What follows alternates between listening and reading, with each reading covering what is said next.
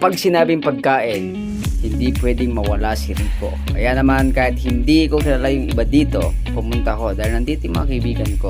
Inaya lang naman ako sa isang birthday ni Lolo Amang.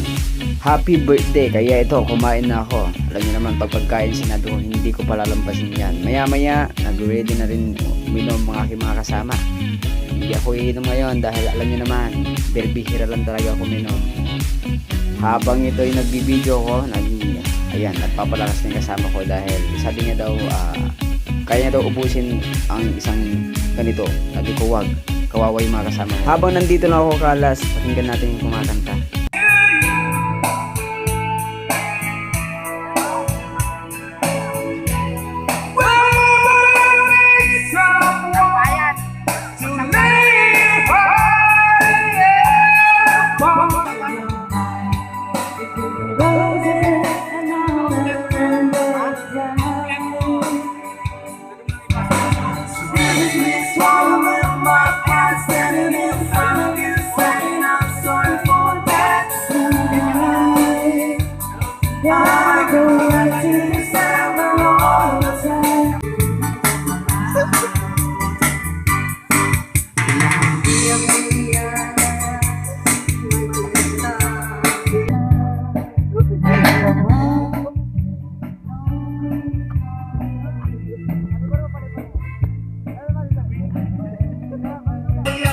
Galit kong kumalaw, galit kong sumayaw, di kong kumalaw.